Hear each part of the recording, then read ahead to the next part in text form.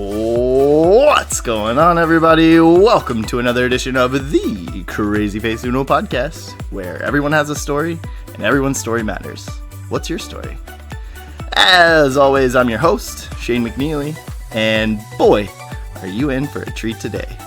It is my honor and privilege to introduce my guest today. She hails from our neighbors in the north, Toronto, Canada, Natalie Semotiuk. Welcome, Natalie. Thank you so much for having me. Absolutely. You know what? I normally ask before I get going. Did I say your last name correct?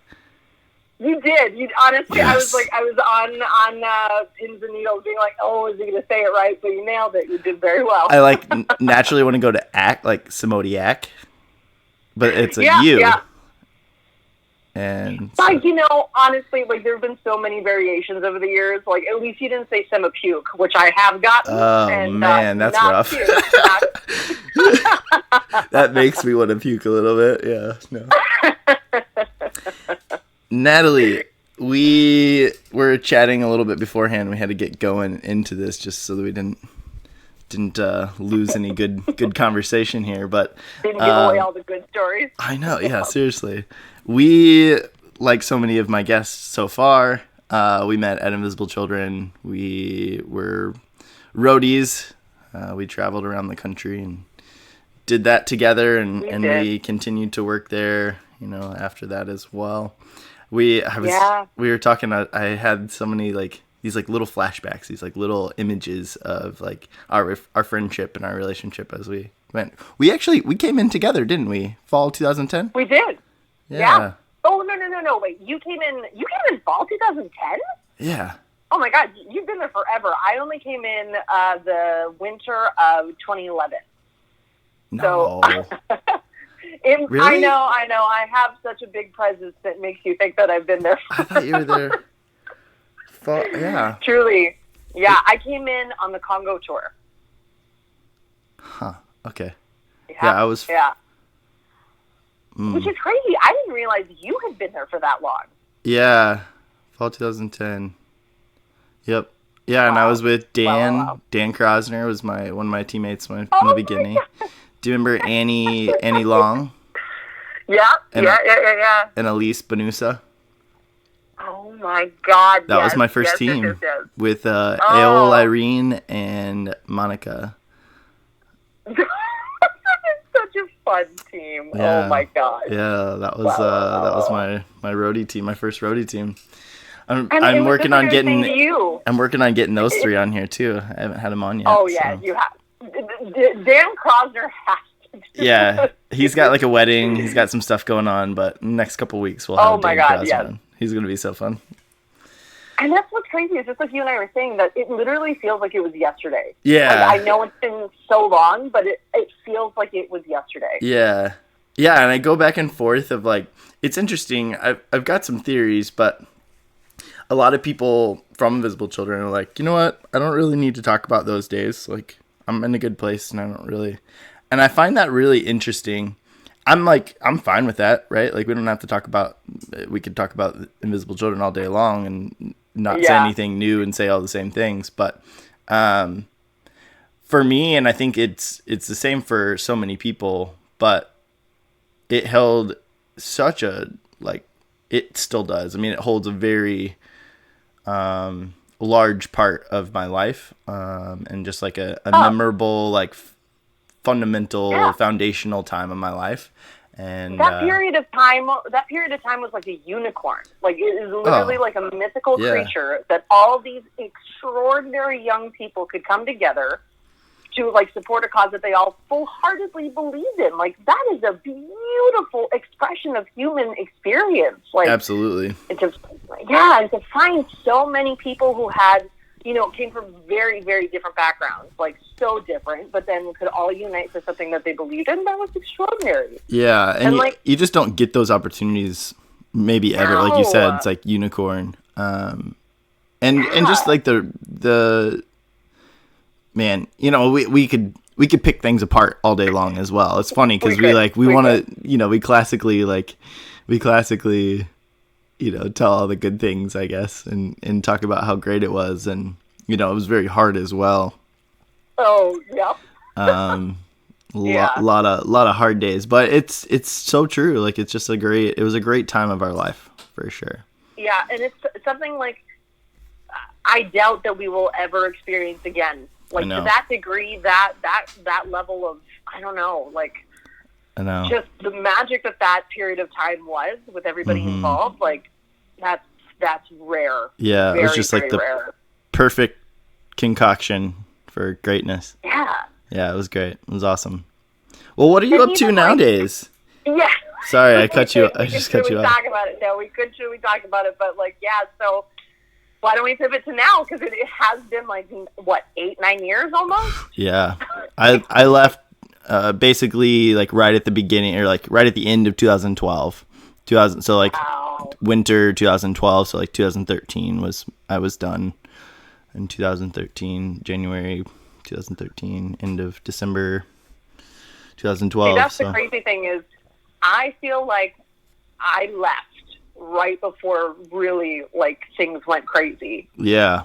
Because I left in the fall of 2011, and so I remember having those conversations about like the next stages of what IT was going to look like and what the next campaign was going to be. But I left before it all got like super crazy. But yeah. I digress. Yeah. It has been a few years. You're married now, like. I'm married. I know. I live in Florida. Oh my God, you're in Florida. I didn't even know that. Surprise, surprise. Wow. Wow. Yeah, I didn't even know I was going to be in Florida. So never did I ever expect this to be the place I call home now. But I like it. I actually really enjoy it. I'm like, you know what, to be fair, like I never thought Toronto was going to be where I ended up either. So it's like life has a bunch of surprises for you. Yeah. But you were originally from Canada, right? Yeah, I'm originally from Edmonton, Alberta, which is over on the west side of Canada, right next to BC. But and then you went. You if you haven't heard about it. Yeah, I've never been there. I've never been to Alberta. I've been to Montreal. Alberta is like, they call Alberta like the Texas of Canada. Oh, okay. Just because there's a lot of oil. Wild West. Wild West, yeah. So interesting. I was the weird artsy kid who grew up in Alberta. How was that? Yeah. Oh, it was honestly I love Edmonton. I love the people there. I think it's Edmonton is like one of the furthest north capital cities outside of like places like Alaska and the Northwest Territories and the Yukon. So it is very cold in the winter. Ugh, I know. Like I literally have the story that I walked to school in minus 50-degree weather, and I'm not even kidding. Nah. I mean, I moved from the Twin Cities, Minnesota. I know it's not the same, but I've experienced the negative like 30s, negative like, I mean, it's not fun. It's terrible when you can't when you breathe and your nose like freezes up and hurts and like your eyes hurt. Like, it's so cold, your lungs hurt. Yeah. And people are like, well, once it gets, like people don't understand. There's like varying degrees. Like 0 degrees feels great compared to like negative 10 or negative 15. Like jacket weather. Yeah, and then there's like another level. Like there are multiple levels. I can't imagine what negative 50 is like because I'm sure that's another level in and of itself. It is. I call it character building. That is a character building experience. Yeah, hell froze over. Yeah, it's terrible. Truly, and so that's what I valued about Edmonton is I swear, if it's that cold, you have to be like a hardy person to live through an environment like that. Yeah. So like the people are good-hearted people. Literally character building. Literally. It just wasn't the place for me. Sure. I think, but like all that to be said, I grew up in the Ukrainian community. My family is like Ukrainian. my grandparents came over from Ukraine at the end of the Second World War, so like we grew up with a very strong Ukrainian identity, and there is a huge Ukrainian community in Edmonton. So like growing up, I always had that community to support me and also to engage in. And then I was lucky because when I went to high school, I just made friends with a group of like smart, creative, wonderful misfits. Yeah. And like to this day, they're some of my closest friends. That's awesome. And I have like lived all over the world, but they remain to be like the people who are like my friend soulmates, like, without a doubt, because they're just so wonderful. That's so great. Yeah. So I mean, like I did my childhood. I lived in Edmonton up until I was 18, and then when I was 18, I completely pivoted and moved to Southern California. Yeah. Which was a bit of a change. Yeah. Yeah, and bit of a change. It was a little bit to the Texas of Canada, to the west of the California. Like just surfer a vibe. Very what up, dude? Different lifestyle. Like I went from a city of like 1 million people to like over 20. So that was a bit of a change. Yeah. But I'm lucky in the sense that we had family in Southern California. Oh, nice. And my dad's an immigration lawyer. So when it came to those conversations about wanting to explore education in other places, it wasn't necessarily too difficult for me. Yeah. Because we had support. Right. And he always, like, my parents both have always instilled in us, like, to dream big and then dream bigger.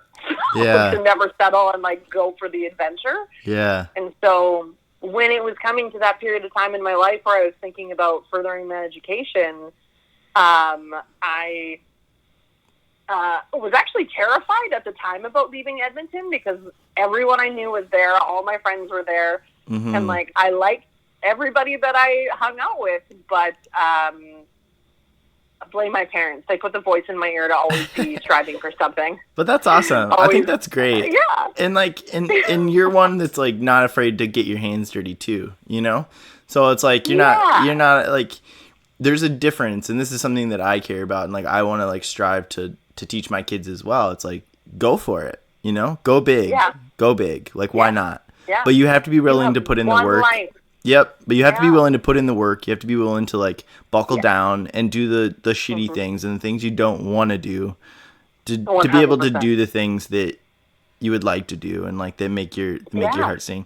And it doesn't mean that you can't find joy along the way, but it's a process. No. And you've got to, like, embrace the good and the bad. And it's not just this rosy, you know, following your dreams doesn't mean it's a rainbow that you just get to, like, float through. Oh my God, no. It's hard. It sucks. You know, there's days when you want to, like, run your head through a brick wall, and some days that you actually have to run your head through a brick wall, and, you know, like, yeah, exactly. Like, the glamorous isn't so glamorous when you get down to it. Yes. Put the blood, sweat, and tears into it. You realize, like, this comes at a cost. Yes. Like, yeah, exactly. Yeah. But it's worth it. May not be money, but hey, it's you gotta love that. Not boring. You gotta love that journey. You gotta love that process. You know, it's worth it. Yeah. And that's the thing is, like, I think, I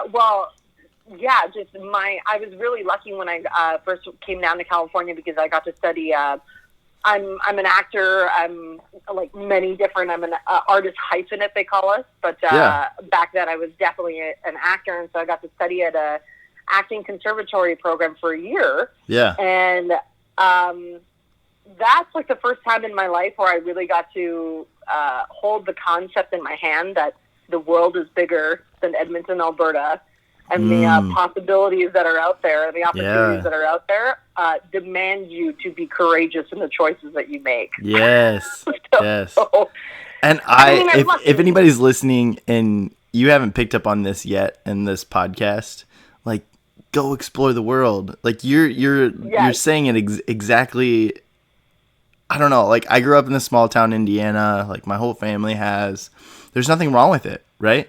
But, like, get out. Get out. You can always go back, right? If you want to go back, go back. That's totally fine. It will always be there. It will always be there. And it's going to be the same more than it is different. Yes, exactly. Yeah. Unless a nuclear apocalypse happens, it will always be there. Yeah. So get out, go explore, and like save up to go to another place, spend some time, travel the country, go on road trips. Yeah. There's culture within the United States. There's culture within Canada. You just mentioned that. God, like, yes. There's culture Yes. everywhere you turn around, and explore that, ask questions, and talk about it. I think it's so important because we live in such a society nowadays, and our mainstream media wants us to think that the world's coming to an end and that everybody is the bad guy and whatever. But man, we're more alike than we are different. And even in our differences, it's beautiful. Yeah, and I think one of the greatest gifts our parents ever gave us was traveling.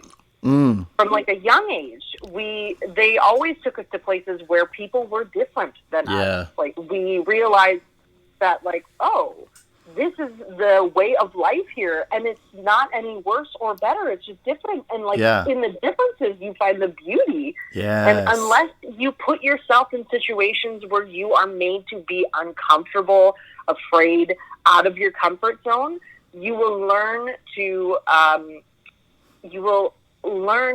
be okay with this idea of stagnation. And I'm not saying that applies to everyone. Yes. This is my disclaimer, and this is not to everyone, Sure. but I'm just saying that you've got this is what I keep saying, is like, you've got one life to live, and there's a big world out there. Hell yeah. And it is worthy and demands your attention. Yeah. Because it makes you a better person. Yeah. Don't be closed off to it. Ask the questions and learn about it. Because I think that's the thing too. It's like we live in this little bubble. And when you live in your little bubble, you just regurgitate information. You just regurgitate the things you already think and know.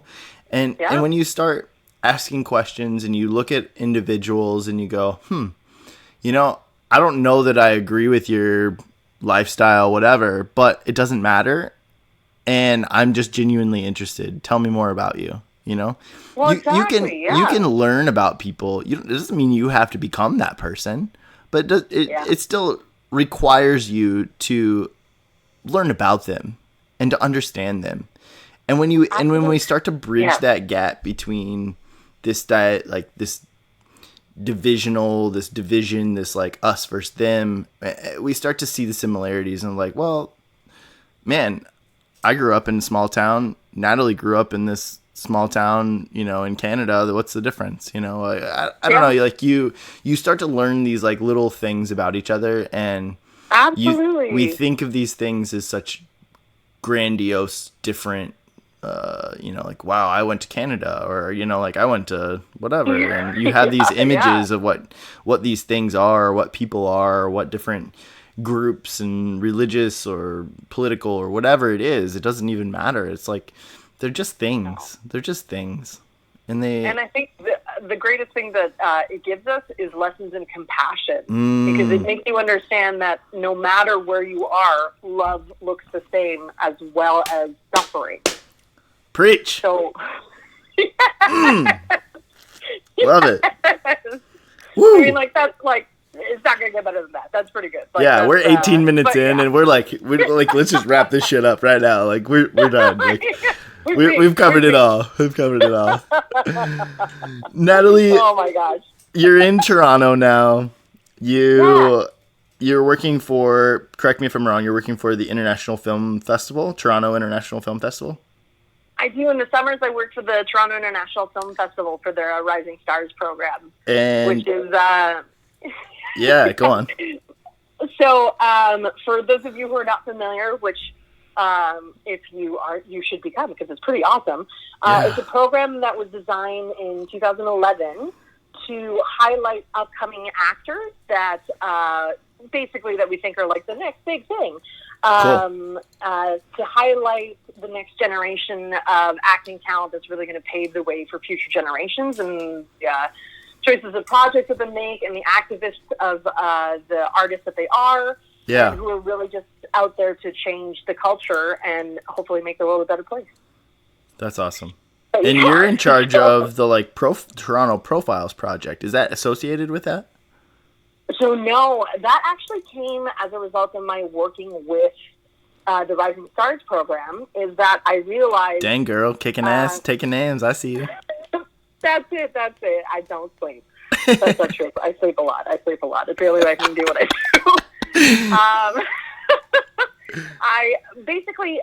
do.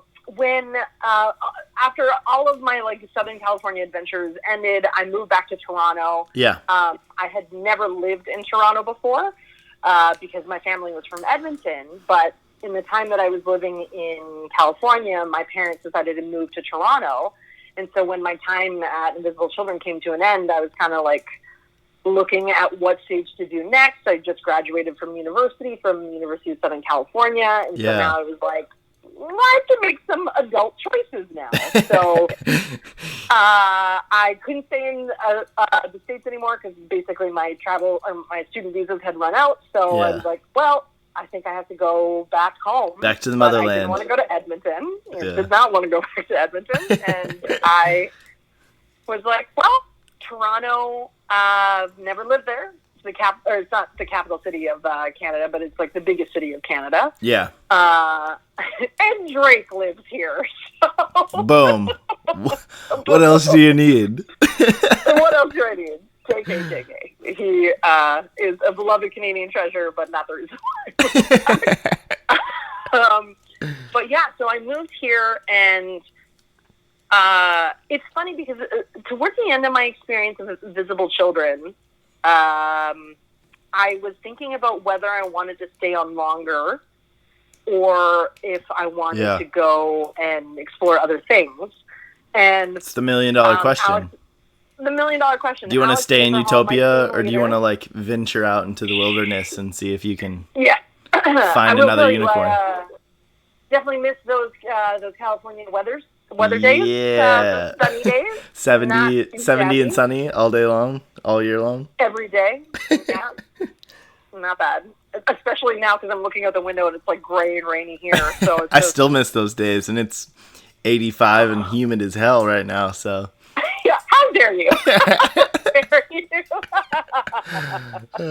If it makes you feel any better, I turned the air conditioning off to do the podcast, so there was an extra sound. So I'm a little warm right now too. Like I'm uncomfortable. I'm uncomfortable, is what I'm saying. Oh my god! Thank you so much for your service today. You're welcome, Natalie. I'll be here for a while. You do it for us. I do it for us. I do it for you. Yep. That's amazing. But yeah, I was saying, towards the end of my time at Invisible Children, I had a conversation with Alex Neezerhall, who was my team leader when I was a roadie.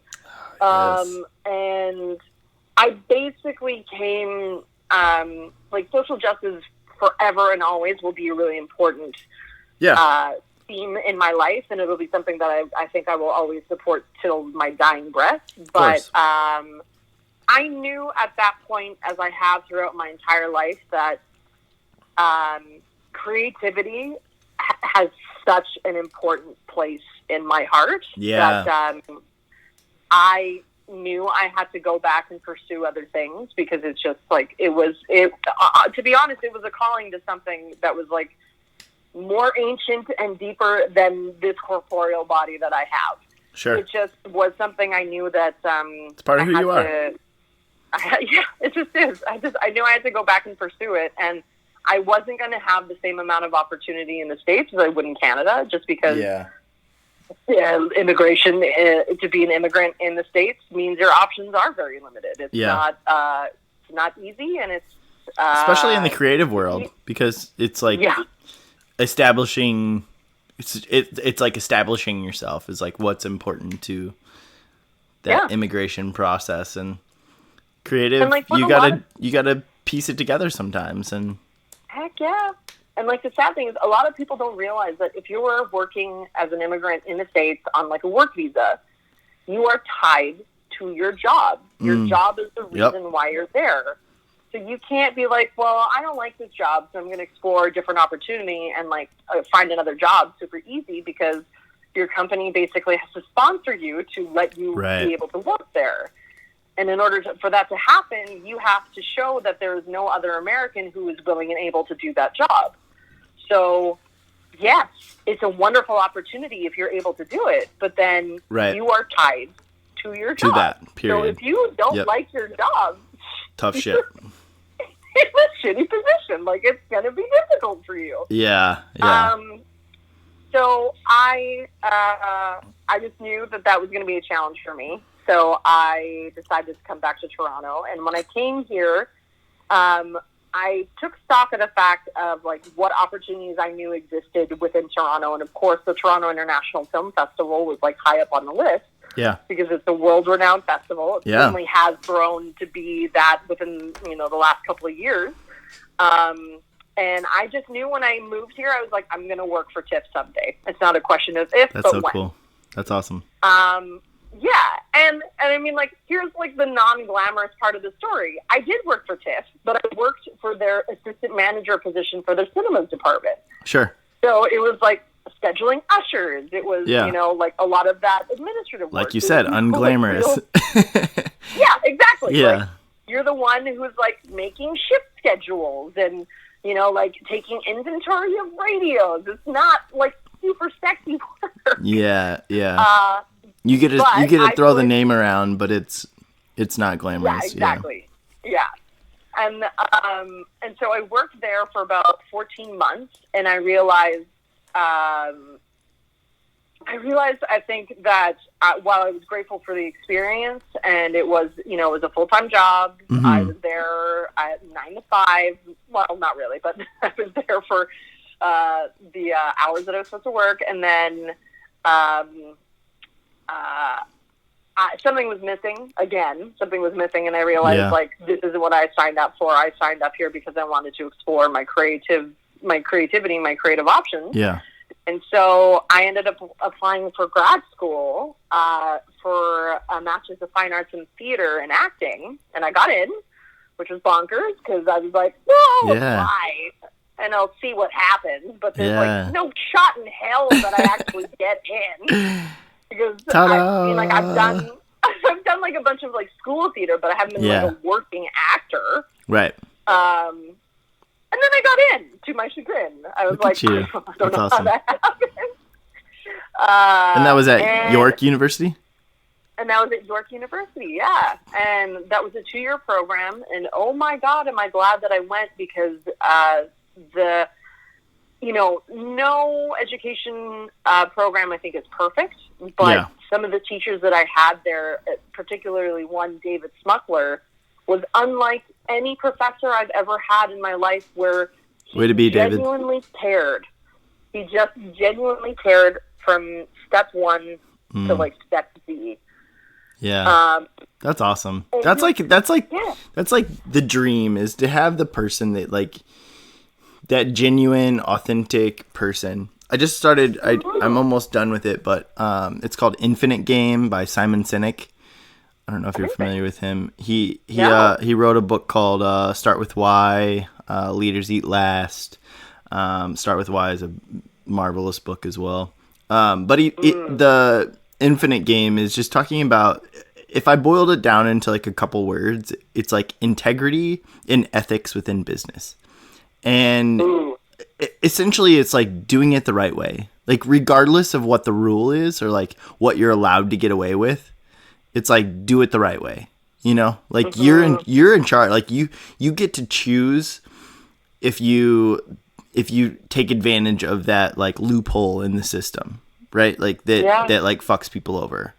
Like you get to choose that, and like to take the high road versus like going that direction, and have integrity and be ethical. And I guess to bring this around to what you were talking about, I feel like individuals and especially like professors and people in the business, like of like educating, like if that's what you're there for, then do it. Invest into your people, like care about them, love them, build those relationships. And like, that's like the most monumental thing you can do for someone. And there's a line that he always said, which was, he was a voice teacher. So a lot of that is like body work, mindfulness, being present, learning how to be present, and then like letting your voice in its most natural form come out. And so his whole practice was about being genuine and authentic. And so often we would come in and say, like, you know, like, oh, I was doing this voice exercise and, like, this is happening in my body and, like, I don't know what's going on. And, like, the guy didn't have any answers because in something like this, he shouldn't provide them. It's your own individual experience. It's you, yeah. But all he would say was, you're in the right place at the right time. Yeah. And, oh my God, it used to drive me crazy. Yeah, it sucks because it puts it back on you. Well, exactly. And you're like, no. Yeah. Like, I want answers, damn it. Like, yeah. Exactly. Yeah, exactly. Like, I came to you with Fix problems. Like, you're supposed to solve them for me. And you're like, no, the journey is the destination. Yep, exactly. Oh, pulling IC back into it. Full swing. I see you.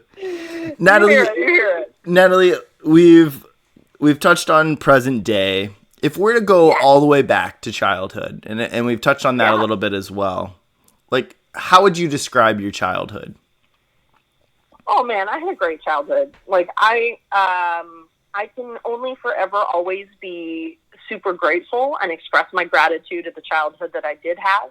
Yeah. My parents were absolutely wonderful, and they, I feel so extraordinarily lucky. And I have to tell this story because I think this just goes to show how much our parents cared about us, and especially like my dad in this case. Because my parents, like I said earlier, my parents always told us to, like, dream big and think bigger. And, but with that, I will also say, like, they had expectations for us. Sure. Like, a life absolutely. Sitting on our porch and, like, you know, reading the paper, and, like, sitting in your rocking chair was never going to be enough. Like, forget it. You had one life to live, and you had to make an impact as big as you could in the time that you have. Yeah. So, my dad, in order to, like, get this idea implanted into our heads, he had a morning routine for us, which fluctuated in length over the years, but, like, in its entirety at one point in the total chaos of what it was he would wake us up, and, like, I'm talking, like, you know, like 6:30, 6 in the morning, and we're, like, we'd still be in bed, like, half awake, but he would sit and he would read us a chapter from an inspirational book. I love passage this. From the Bible. This sounds like something that I would do. Like, my kids are in for a treat. Like, I'm gonna like mess them up so bad, but in a great way. They're not even ready. They have no idea. They have no idea. Yeah. But then it got to the point where he had this big, my dad's always loved music, and so he had this big binder of sheet music of, like, all his favorite songs over the years. And so he would pick a song and sing it, which then eventually translated to me. I have an older brother. It would be me. I would have to go up and sing, and then my brother would have to go up and sing the song. Yeah. And then it got to the point where he made rating cards to judge how well we sang our song. Oh wow, he prepared you for this world that you're in, theater, for the entertainment industry, like full spectrum. He can only blame himself. Yeah. Only blame himself. Mr. Semotiuk, if you're listening, well done, sir. Well done. I commend you. You did a great job. You did it, Look at what you have done. Look at my creation. Yes. I mean, but the funny thing about that was, like, it took me until, like, 6th grade to realize that not every parent does that for their child in the morning. And one day I just came to school and I was like, so what did your dad sing you this morning? And they just looked at me and were like, what are you talking about? So that was a little fall from grace. When you look back at this, is it like a little bit of, like, love-hate with this? Totally. Because at the time, like, I was just like, let me sleep, man. Yeah. Let me sleep. Yeah. I'm so tired. Yeah. Like, I'm a teenager. My hormones are all over the place. Like, I'm just exhausted all the time. But I mean, like, looking back, like, that is such an expression of love for your child. Oh, for sure. Because he got up early to do this. But it takes us to get to, like, this time of our life. Yeah. I think we're around the same age. You're in your 30s, right? You hit the 30 club. Yeah. Like, it takes about this time of our life to look back and be like, man, I really value those moments. I really appreciate those times, you know?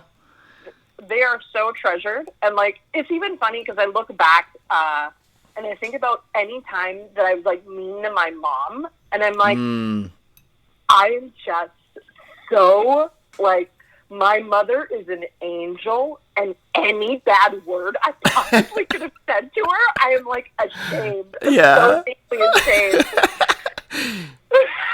That's so funny. It's funny because, like, I don't have... My parents or my dad didn't wake me up like that. Like, I voluntarily did this, you know? Like, I was like, yeah, please wake me up. But my dad would always wake up. He would wake up early. He'd always go grab coffee somewhere. For as long as I've lived, he'd always do this. So, you know, there was different times. Like, he'd go to Hardee's sometimes, and, like, there was these different places. When we lived in different areas, he always found his spot that he could go and, like, have coffee in the morning and, like, shoot the shit and, like, chit chat, read the newspaper, drink his coffee, do whatever. And I really appreciate that. And I still think about it today. And I always wanted to go with him. And so, you know, like, again, like, sometimes it was Hardee's. When we lived in Illinois, we lived in Charleston, Illinois, there was this Amco gas station that we'd go into. And the lady's name, the cashier, her name was Rita. She worked every morning. And she was my gal, you know. She was just like this hard, like, rough, you know, whatever. But I love her. She was awesome. She was awesome. We'd sit there and we'd talk, and, like, you know, people would come and go, and it's the same group of people, the same group of guys generally that would come in and out and get their coffee, get their stuff in the morning and whatever. And we just sit and talk with them, and they'd sit there and shoot the shit, and I'd sit there and drink my cappuccino or my, like, cream soda that I'd get or whatever it was, you know. And all throughout my life, even into middle school, I think when my parents split up when I was in high school, it probably stopped more when I was in high school than it did, you know, all the way through middle school I was doing it. But we went to this place in Sullivan, Indiana, when we lived there. It was called the Newsstand, and we go in there, and I didn't like coffee at the time, so I'd always get my cappuccino. That was my thing. Like, I'd get the cappuccino, and I'd like, my dad would do the crossword puzzles, read through the newspaper, you know, glimpse through, and then he'd do the crossword puzzles, and I'd sit there and, like, hang out and talk or whatever and do things. But I remember those moments. They were so special to me. There were some mornings, you know, that, like, really sucked. But there were some mornings that he'd come in and he'd wake up and he had this, like, little jingle that he'd sing, you know, or whatever, and I hated it. I still hate it today. Like, oh, it's the worst. But, like, I appreciate it, you know? Yeah. And then on the mom side of things for me is that my mom and I are like, so much alike. We're like, really similar. So, therefore, we butted heads a lot, I think, growing up. Of course. That's like the classic thing. Absolutely. Yeah. I mean, they're both probably listening right now. And so, Dad, I love you. Thank you so much for the things that you allowed me to, you know, experience when I was growing up. And Mom, like, the same to you. Like, I love you so much. Like, I look back and I think about the times and how like, we both respond to situations. Like, we, like, get super emotional and we get, like, super frustrated and mad and, like, we fly off the handle, say a bunch of shit that we don't mean, and then all of a sudden we're like, dang it, like, we did it again. And then we go back and we, like, humble ourselves and we, like, go back and we're like, I'm really sorry, I shouldn't have said that. Like, you know, like, will you accept my apology? You know, she'd sit me down and, like, remember those things. And like, I don't know, like, those moments and those things, like, they're meaningful to me for sure. Like, those like foundational things that you think about, like, it's things when you're younger that you don't even realize they're important until you get older and you start to realize that, man, my family spent so much time, like, investing into me in passive ways 100%. That weren't like, they weren't, like, in quote intentional, you know, but they were, like, passive ways that they, like, invested into you. That, like, have such a foundational, such a, like, a monumental impact on my life. Oh, yeah. And I went to this place. We found this, my wife and I, this weekend. we've been wanting to go to this place for a long time. It's this little, it's called the Bronx Deli, or Bronx Bagel and Deli. And I mean, the name speaks for itself, right? But we're like, yeah, that just already sounds delicious. Yeah, right. Like, we wanted some like a lox sandwich, you know, or a lox bagel, and like whatever. We found it. It's there. It's for sure. But like, I walk into this place and I had such nostalgia. And I've never been into this place ever in my life, but it's totally the place that my dad and I would go and hang out, right? Like, this is the type of place that my dad would go, and like, he'd schmooze all the people that work there, and he'd know all the regulars, and he'd be sitting there drinking his coffee, reading his paper, eating his bagel, whatever it was. Like, this is totally that place. And you saying that is so funny, because we went there twice. We went there on Saturday morning and we went there on Sunday morning, because we were like, this place is friggin' awesome. It's maybe this is ours now. Oh, it's so good. Yeah. And my dad's coming in December to spend some time, and I can't wait. So, Dad, if you're listening, so you know exactly we're totally going there. Like potentially every morning. Absolutely. Yeah. And it's crazy. It's like, it's the small traditions, like the small things that we do with our families that you don't realize how much of an impact they have. Absolutely. Until you're right. Until you start getting this age, and you're like, you look back and, man, oh man, they're so small, but they're so meaningful at the same time. So meaningful. Yeah.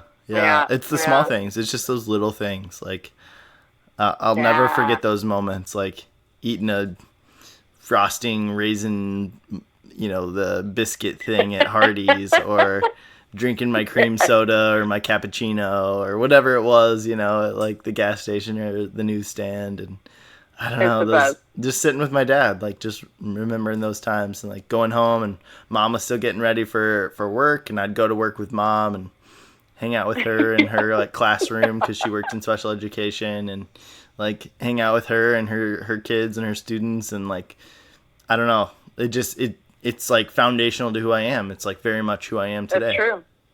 And that's even like, that's making me think of my mom, because my mom's an avid reader, and she instilled that in me, like both my folks are, and so but it's a little embarrassing, and I'm sorry, Mom, Mama, I'm sorry if you're listening to this. I'm so sorry. I hope Mrs. Semotiuk is listening right now.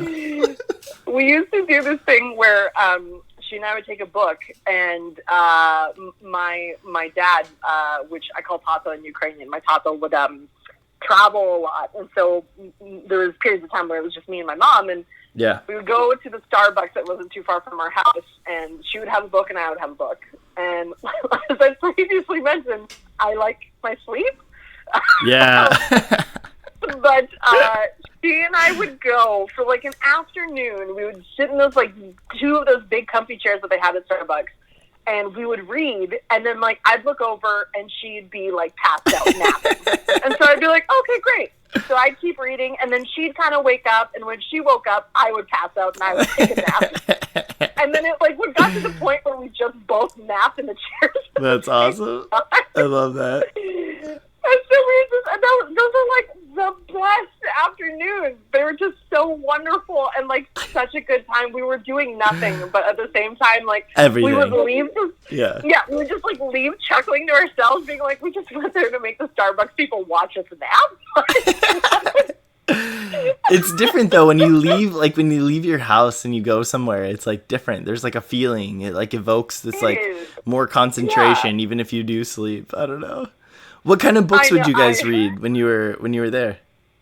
Oh, she and I both read like novels. Like we're both big into fiction. Yeah. Like my dad and my brother are very like nonfiction people, but me. I struggle with nonfiction. Yeah. I try. Yeah. But it's just I need something that sparks my imagination. So if it's like a dry nonfiction book, a book about like how I need to better myself as a person, and it's not written well, then I'm like, I can't. Yeah, that's my jam. That's my jam. Like the nonfiction, I like bettering myself. Like I'll read those all day long. Genre. Yeah. You hit it. You know, I've got a list of books from my dad I can give you. Please, I'm like legitimately, I'd love it. Like I'm like all about it. I have like, Audible has changed my life. It's changed. Oh my God, yes. Like, I can't sit down and just like read a book. I can, but it has to really be something I'm interested in. For instance, like I read How to Stop a Warlord by Shannon Cedric Douglas, and with David Osetti. Yep. And one of our guys from Invisible Children.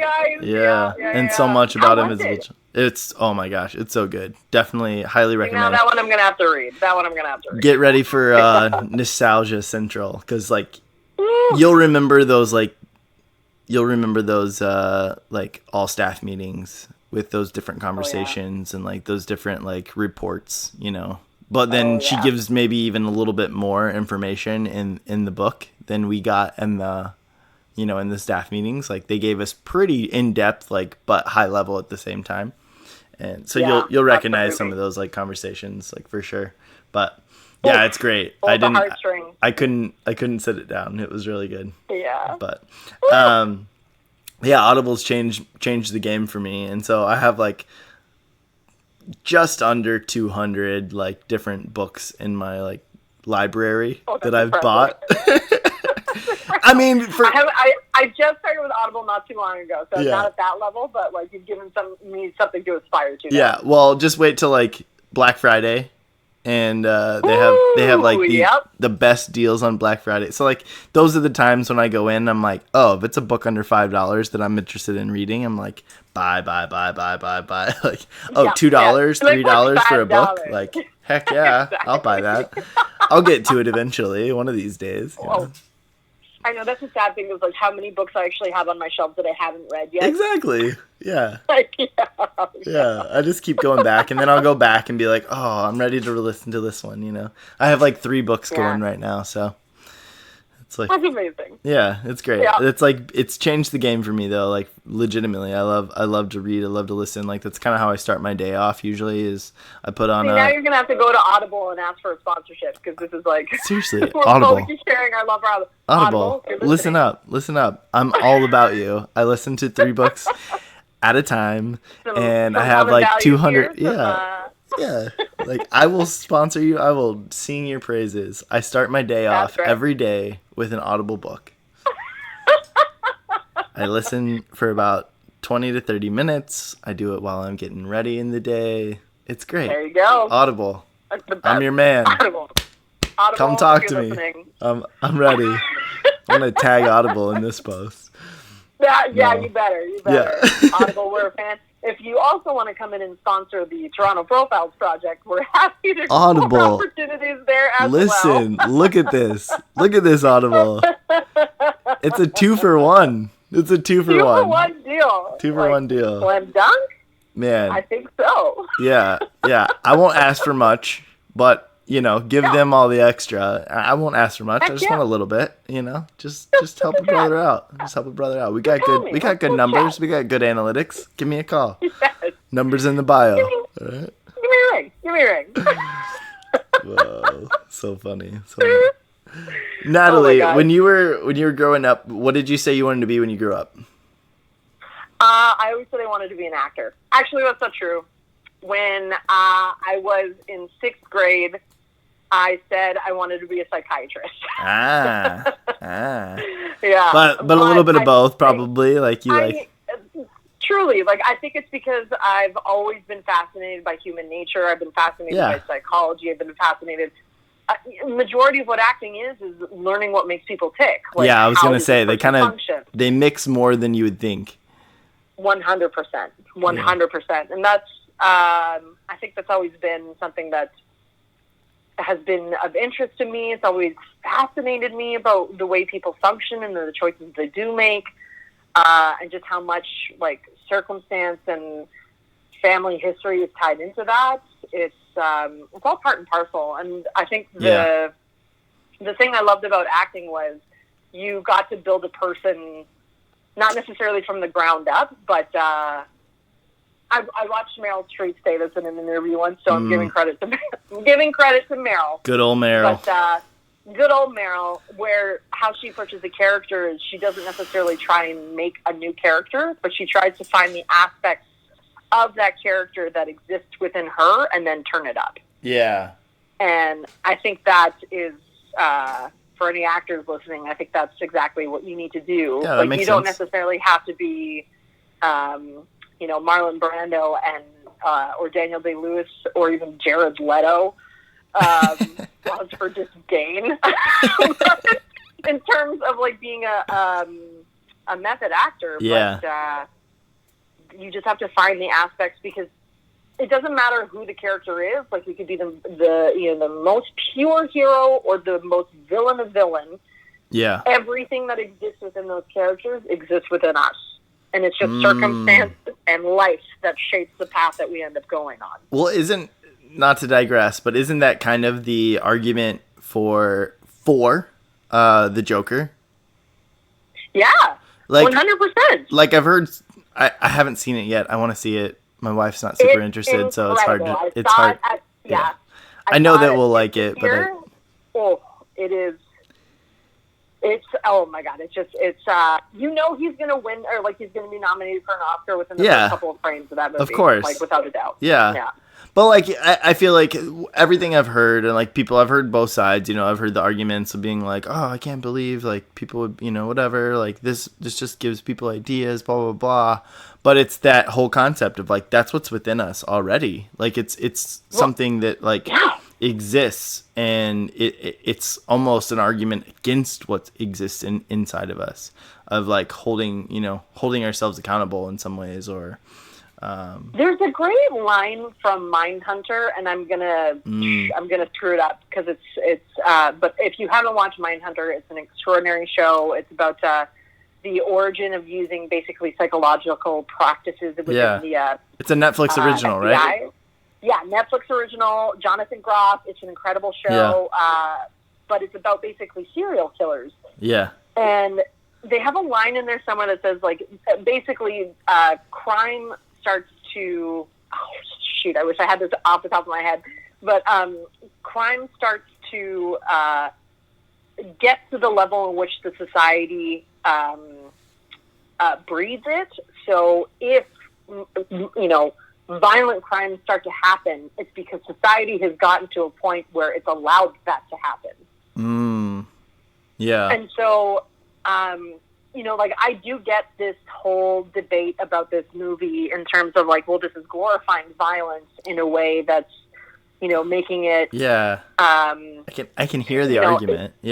But yeah, like I can hear the argument. But the thing about that is I guarantee you everything that happens in that movie has happened. Like, it's not right. It's not so far-fetched that, like, you're watching it and you're like, well, it's not just sensationalized. Yeah. Before. Like, everything that has happened in that film has happened, and it's difficult because the way I think this movie specifically pivots its point is that, it's really mental illness is the issue that is coming to a head. Yeah. And it's how we treat people with mental illness and the resources that we give them or don't give them, or how we handle it.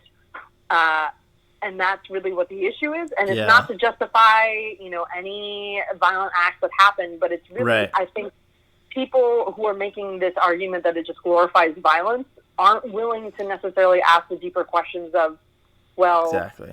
Every bad person on this planet who has done something bad is still someone's child, still had a childhood, had things happen to them. And it begs the question, again, coming back to this idea of compassion and empathy. Yeah. You can't necessarily, like, there are people who do bad things, absolutely, 100%.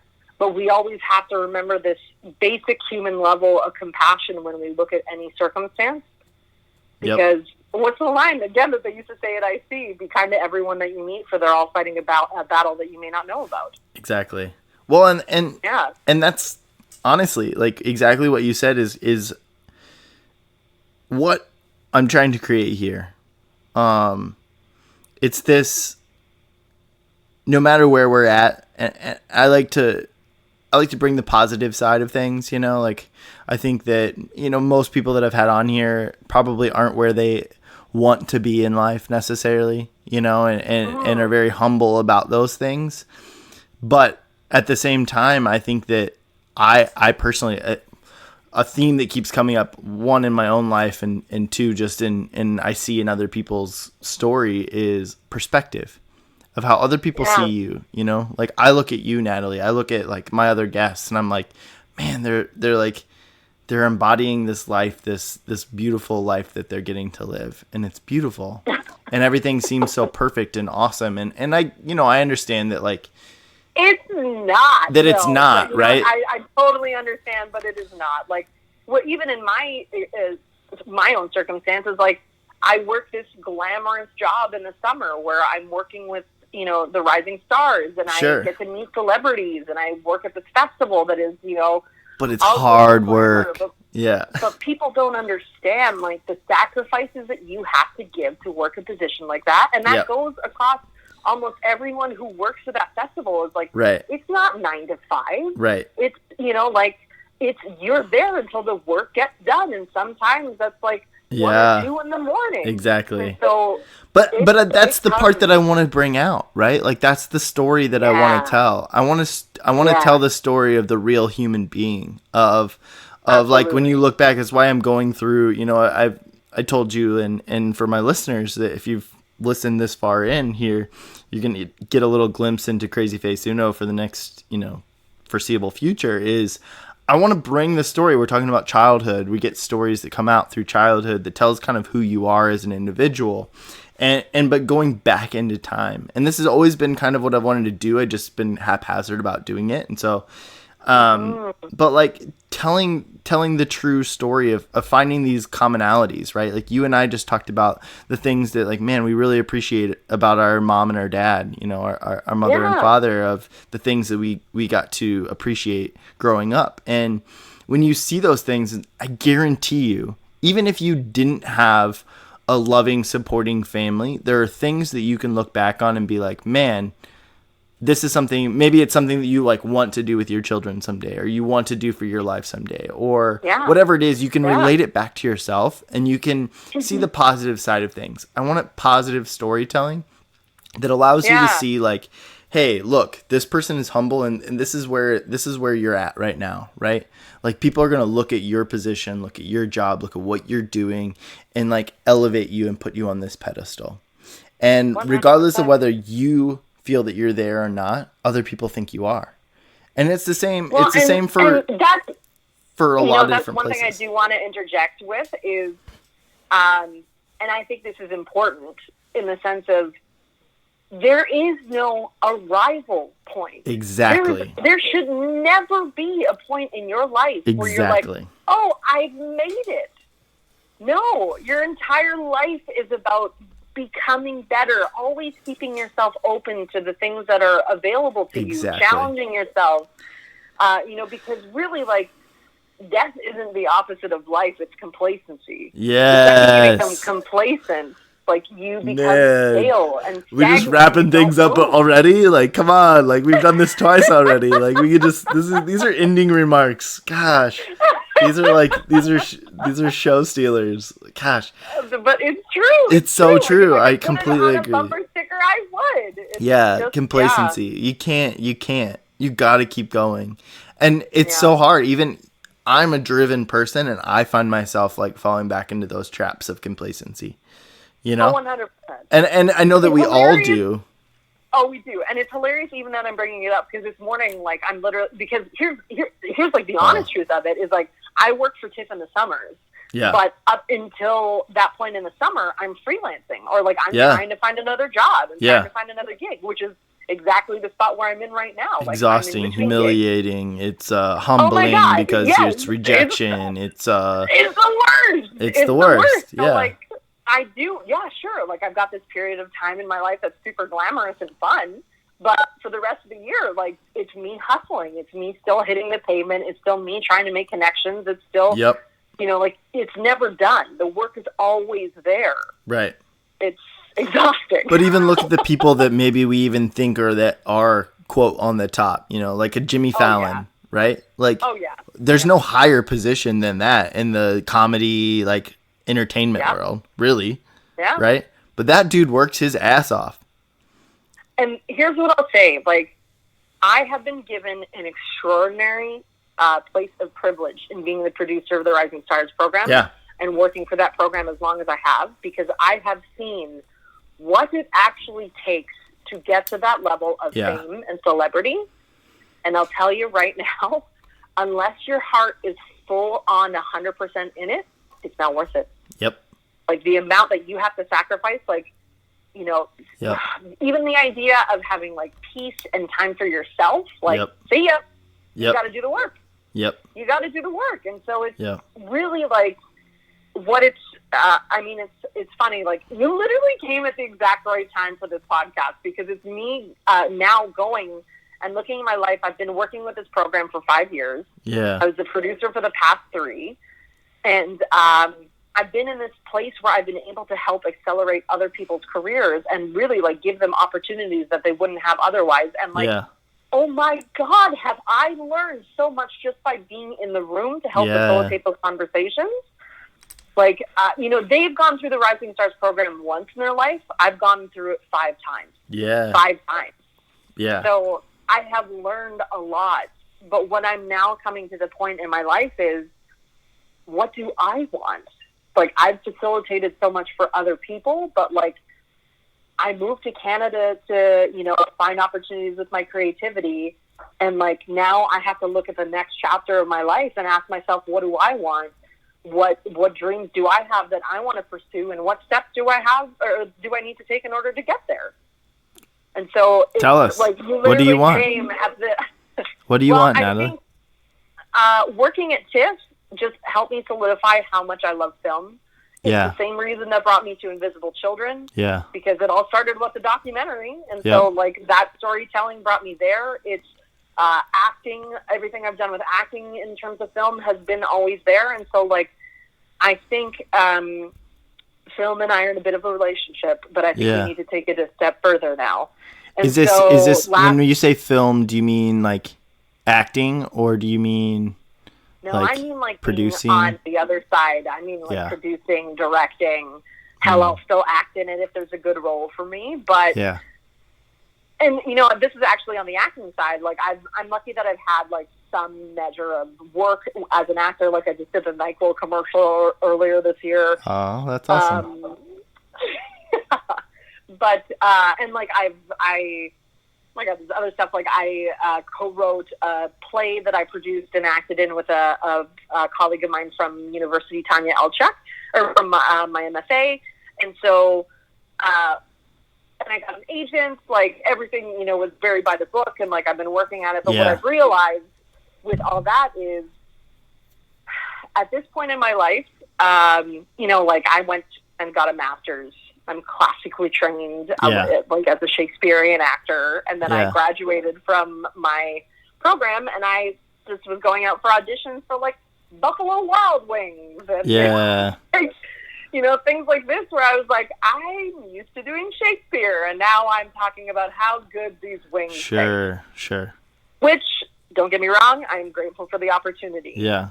But the Buffalo Wild Wings is great, you know? What's wrong with nothing wrong with B-dubs? Some boneless honey barbecue with some ranch. Frankly, I mean, yeah, you're on brand with me. Like I love Wild Wings, of course. You're on brand. You're on brand with me. But this is what I've learned. Like everything in my life is brought up to this point that working with IC and working especially with a film festival taught me that the stories that we have are so precious that we only have one life to share them. And it's not easy. It's never going to be easy. Yeah. But it's so vital, more now than ever, that people have the courage to stand up and tell their stories. Yeah. And like the things, the stories that I have watched through the film festival and working with IC have been an extraordinary education in terms of like the wealth of depth of humanity. And now I'm at a point in my life where I'm tired of handing over to other people like the storytelling aspect. Like I appreciate you have a brand that you have to sell and that you need actors to sell it, but I want to be in charge now of the stories that I tell. What do you charge? Depends what do I have to raise to get you on get you to come up into this side of the world? Man, That's I'm right, telling you right. exactly what you're saying is like it's really it's funny because like that's we legitimately let's talk offline, but not that it will ever be able to get you over to this side, but in so many ways, it's like I completely 100% understand exactly what you're saying, and it's that type of idea that when you look at society today, right? Like everybody always we hear the comment, it's time after time, and it's true, it's real, it's a real thing, but everybody's always in their phone whenever they're they're blah blah blah blah. We're more divisional now than in our country, and I think just in the world in general, than ever before. And Crazy Face Uno, like what we're trying to create here. Do you hear that? That's my dog. He's snoring down here. He's having a dream. I have rolled up socks that I keep next to my little thing so I can throw at him to wake him up. Adorable. Yeah. Sorry. Serious moment and we'll allow it for a dog. Interrupted by Chansey Poo. Gosh, he's my co-host that doesn't get the recognition that he deserves. Anyway, but yeah, we want to bridge that divide, right? A bridge that tells stories. Everyone has a story. Everyone's story matters. Absolutely. And so the future is telling stories that are just people we don't know, bringing people in and saying like, "Hey, we want to produce your story." Absolutely. We want to take your story. We want to tell this story, even like we're talking now, in a shorter version that's consumable by the masses, by people, to go, "Oh, man, now I know a little bit more about that person. I know a little bit more about maybe that ethnicity, maybe that sexual preference, maybe that whatever it is," right? Like now we're all on our phones, we're all doing this, so why not watch a video and connect the human people through technology that we already have today? Absolutely. Yeah. And bridge that gap. And I have to I think what you're doing is extraordinary. Like I think these are the kind of stories that we need to hear. Like I know there's a big draw right now for superheroes, but we're starting to lose sight of the fact that we encounter everyday heroes. You're the hero. Every day in our exactly. lives. The hero. You're the hero. Yeah. Legitimately, and it's the person that's telling the story that I've just read Donald Miller's book, Creating a Story Brand, and he talks about this a lot of making your audience the hero. And it's true though, that's legitimately the people that are coming in telling their stories, they're the hero. I want them to feel like the hero. I want them to feel like $1 million. I want them to come in and I want them to come in one way and leave a different way. And you'll feel this too. I mean, so many times I get off the podcast and people are like, "Wow, that was awesome." It's this mountain high experience, this mountaintop experience that you get. Absolutely. And you're come on, you're like, "Oh, I feel so energized. I feel ready to go." And I want that for everyone. I want people to feel like they're the only person that matters in that moment. And then at the end of that, right? At the end of that, tangible ways to get people involved. And through you telling your story, you're brought into this community, you're brought into this group, and you're allowed to choose the ways in which we give our money. Philanthropy is the name of the game for us. That's the future. And so I want to give more than we take. And I want to give back to people, projects, and causes. And I want people to be able to vote and choose and tell who they want that money to go to. They're in charge. And that's exactly that leads exactly why I started the Toronto Profiles Project. Boom. Is because I was working for the Rising Stars program. I got this extraordinary knowledge and education on how to successfully promote artists on that high level. Yeah. And I realized that there was nothing different between people on those level and then the people who are working every day and pursuing their passions and their art. Exactly. There's nothing different. other than circumstance and experience. Like, Yep. they were just at a point in their career where they're ready for the next level, but, like, there are people who are doing and working as hard on the ground and just have not had that same level of exposure. Yeah. So... And this is my question. So my question for you is, what is a celebrity? What is it? Honestly, and I think this is important because there's a difference between celebrity and artist. Yep. Celebrity has a very good publicist. True. Celebrity has their number one goal is fame.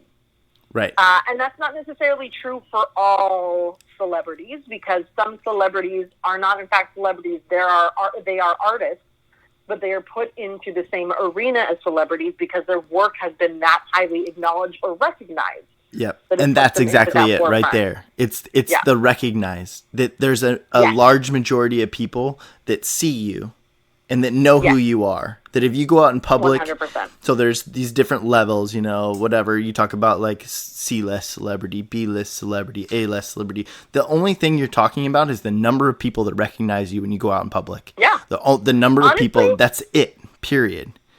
It's like a worldwide arena of, like, high school popularity. That's truly what it comes down to. That's it. It's popularity. How many people know your face? That's what it means to be the top, the A-list, the top of the top celebrity.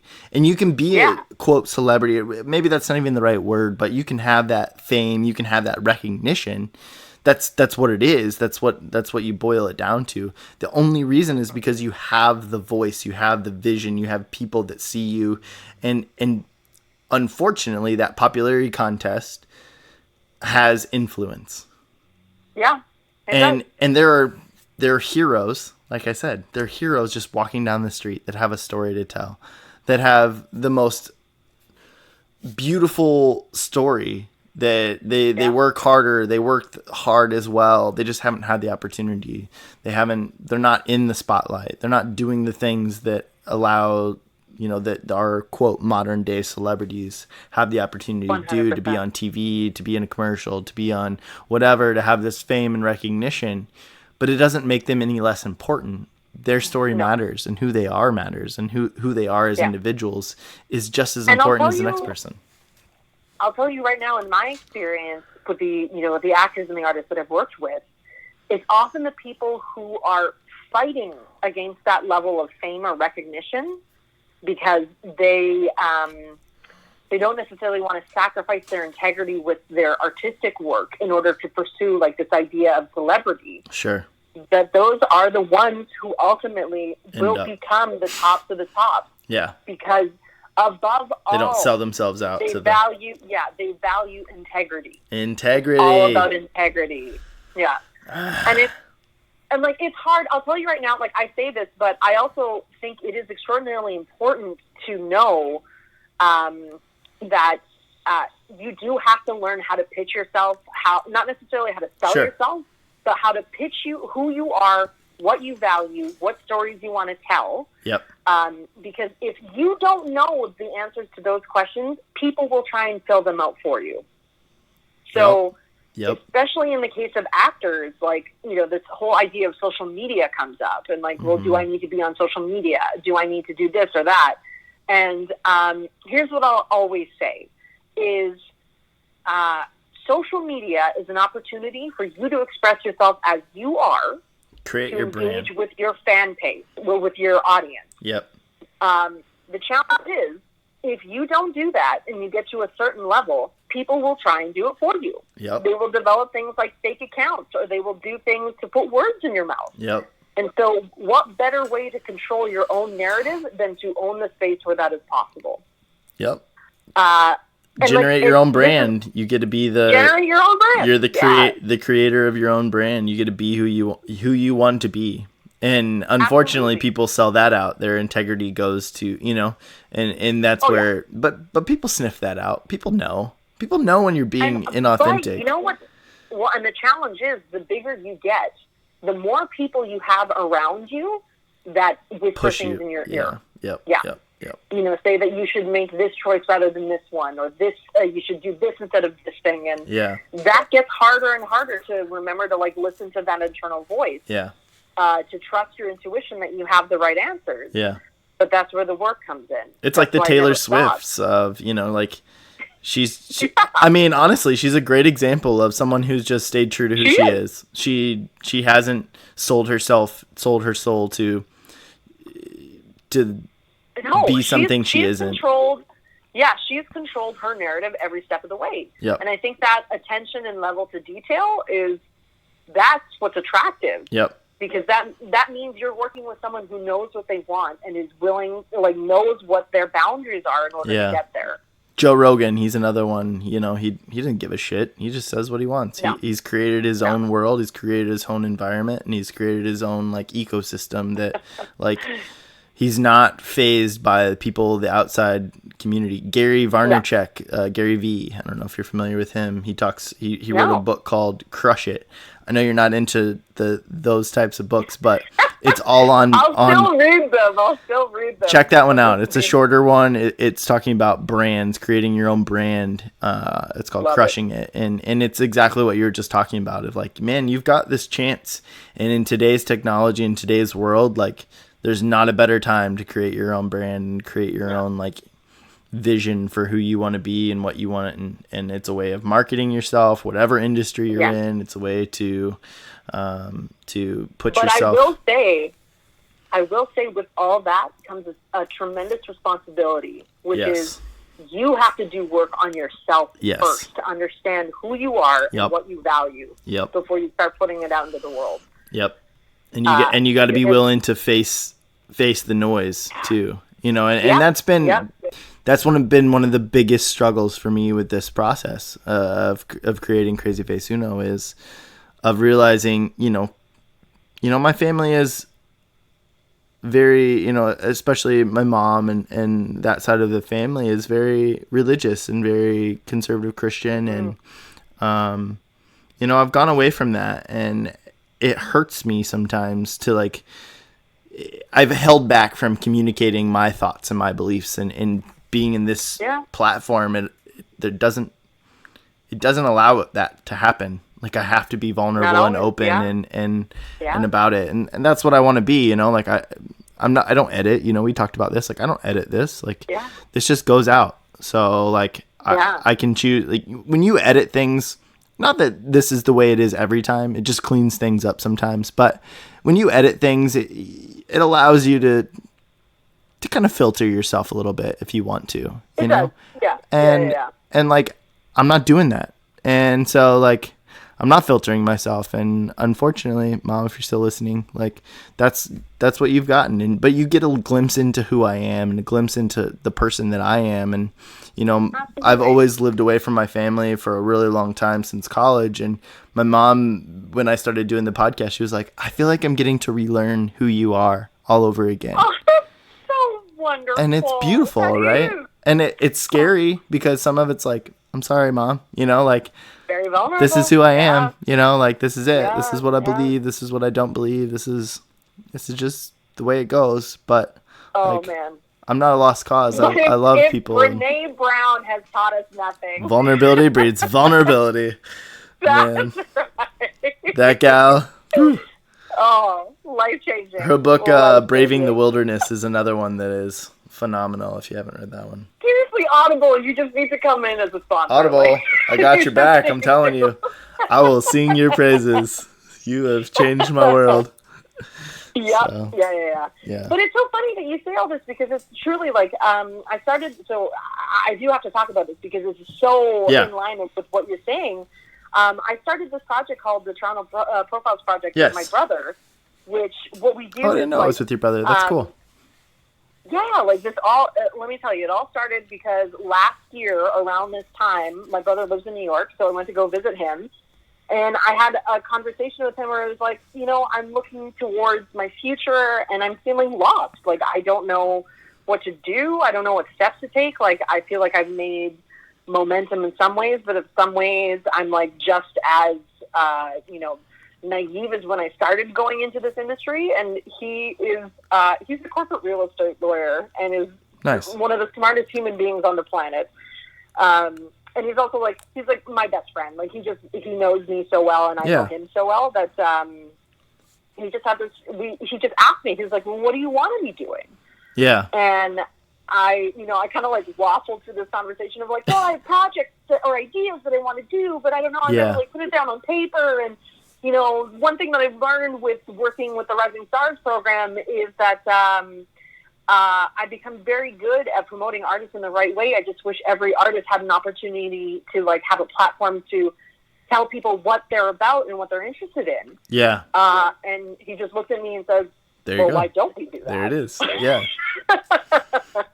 There it is. So, literally, and that's all it took. And so he is so bloody smart. And so he sat with me and 6 hours later we had the makings of the foundation of our business plan for our project. Yeah. And so I went back to Toronto and I just basically started working on this project where I got a bunch of artists that I know that have been working in the community and also artists that I don't know to come and shoot an interview with them to create a little 2-3 minute video profile of who they are. So now they have an opportunity to if people want to know who they are and what they're about in terms of the work that they do, they have a video asset to show them. Right. That can be applied for grants. It can be applied for pitching projects. It can be applied for their goes into their portfolio. Their website. Yeah. Yeah. And what I'm hoping, just like you, which is why I love what you're doing right now, is to foster this community of artists who want to collaborate, who want to reach out to one another. Because in this age of social media, it is so challenging to actually, as reachable as everyone is now, it's actually so challenging to develop authentic connections now. Yeah. Because everyone is so accessible. So I'm trying to, create a community of artists, and I'm, starting here in Toronto because this is my neighborhood. This is where I know, the people who are working, to really foster these relationships so that they can continue to inspire one another and reach out to one another and collaborate, because that's how all art works. You can't do it alone. Exactly. Yep.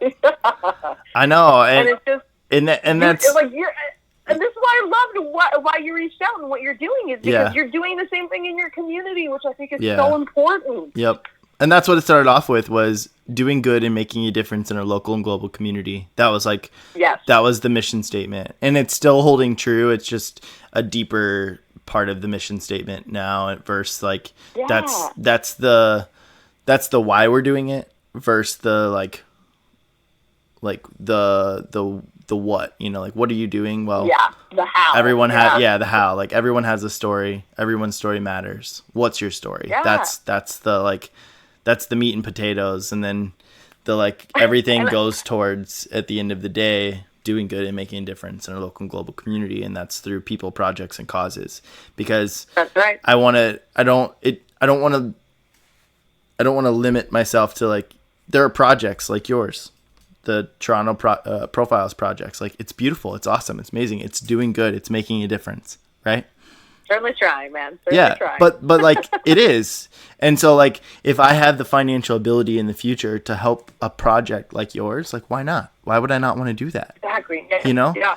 And exactly. People, there's people I just highlighted an old podcast yesterday of Thomas More, who he wants to be only the second Black American man to ever summit the 7 summits, all 7 summits. And I'm like, wow. Why not support that? That's an amazing cause. That's beautiful. I would love to support that, right? If I have the financial ability, I want to support you. I want to sponsor you. And then there's causes like Invisible Children, whatever it is, name the cause that these different causes that we believe in that are doing social justice. Another one of my guests, he's doing, it's called Border Perspective, and it's changing the minds of kind of the conservative Christian view of immigrants, migrants, and minorities, that are kind of come across the border. And I'm I love that. Yeah. Absolutely. It doesn't matter your religious view. That's awesome. That's changing perspective. It's storytelling. It's in and of itself everything that I believe in and support and absolutely. And I want to support those things. So it's people, projects, and causes, and telling people's story, the revenue that comes in through merchandise, through ads and sponsorships, audible through those different things. Like, I want to take that money and I want to give it back and I want to put that back in.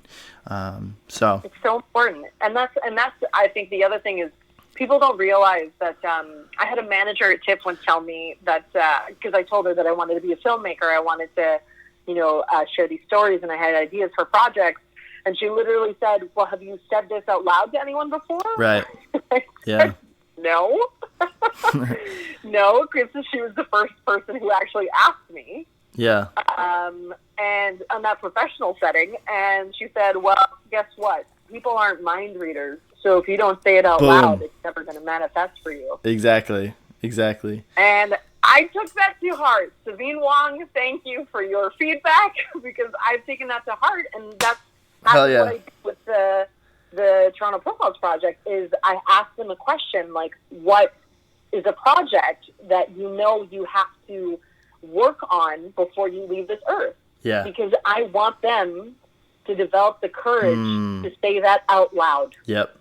That's awesome. Because when you say it out loud, it's much harder. Yeah, you breathe it into existence. Absolutely. Exactly. Natalie, how can people get involved? How can people reach out to you? How can people find the Toronto Profiles Project?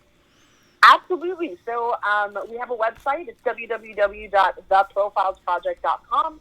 We're also all over social media. You can find us on Instagram at TO Profiles. And we're on Twitter and Facebook as well. Cool. We even have a TikTok. Yeah, heck yeah. And yeah. We'll make sure to tag you in all of those as well. We don't have a TikTok yet, but the future is bright. We do.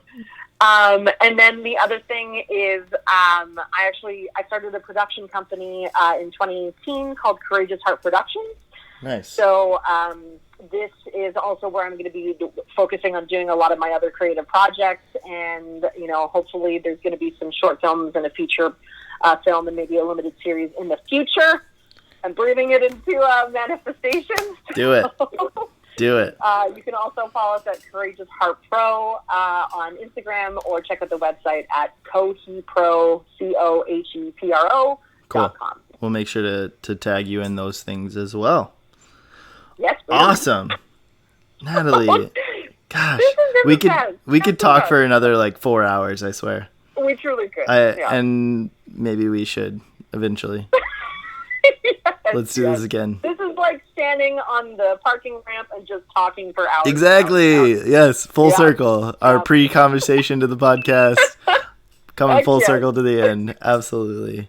Natalie, I really, really, really, really appreciate you coming on and talking about what you're doing. And you're just, I know it's been so long, but friends like you, they're just so special. And you've played a part in my life. And, we talked about how we don't even remember what we said, the things that we talked about, but they were probably the most important things. And they probably were at the time,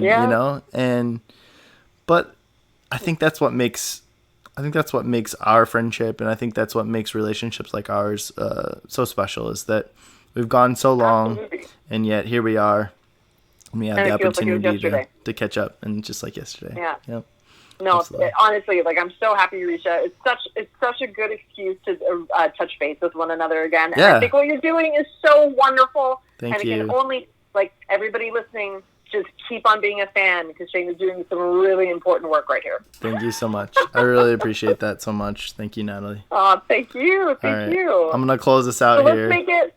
Let's not make it another 8 years before this happens again. Deal.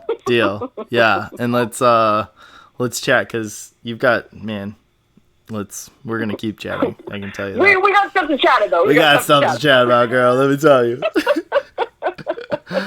All right, everybody. Thank you all so much for listening. I really appreciate it. Thank you for listening. I really appreciate it. Natalie appreciates it too. If you enjoyed the show today, visit us on Facebook and Instagram and like and comment on the post.